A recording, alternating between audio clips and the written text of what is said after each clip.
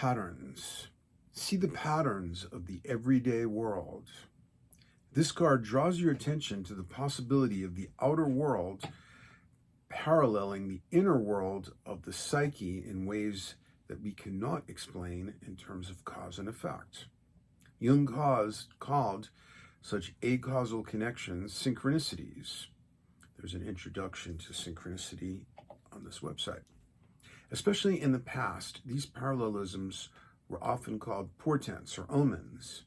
In many cases, people projected too much into them, their conditioning causing them to interpret such events rigidly based on superstition.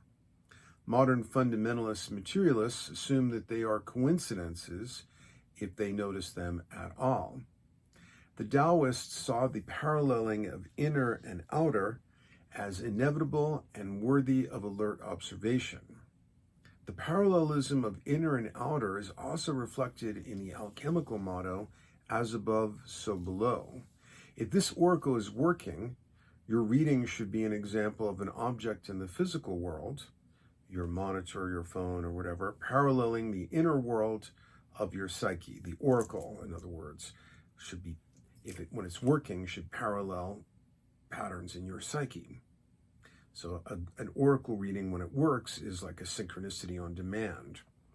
This card draws your attention to the possibility of your unconscious mind manifesting in the external 3D worlds, among other things that may manifest in the external 3D world. It could be your conscious mind as well.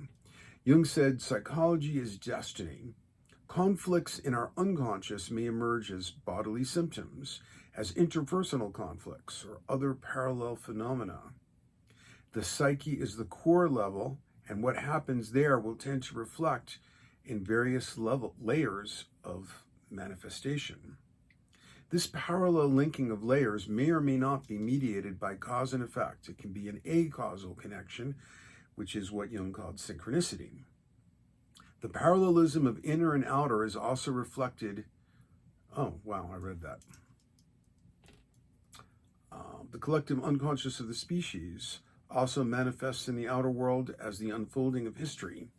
Climate warming, for example, assuming the man-made CO2 hypothesis, can be seen as the collective unconscious of a species bound to short-term thinking and greed, manifesting, in this case, causally as a symptom in the physical world. We tend to analyze the external world superficially, mistaking outer symptoms and situations for causes. The cause of what is manifesting in the outer world usually lies in the individual and or collective psyche. So another Jung quote you heard me use frequently, there is no hydrogen bomb in nature. That is all man's doing. Psyche, we are the great danger. Psyche is the great danger, said Jung. If you think about almost all of our problems, unless asteroids or supervolcanoes that are presumably not mediated as much by psyche,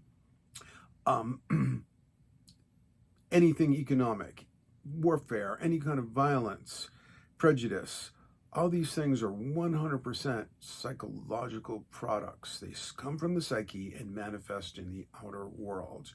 So the psychological conscious person, and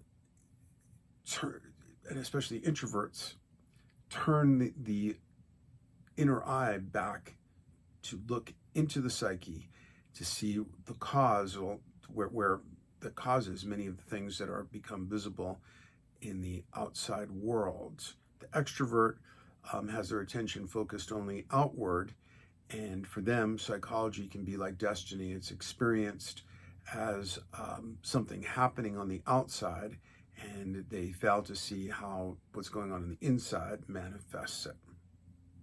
So this is a good time, an auspicious time, to observe that parallel patterning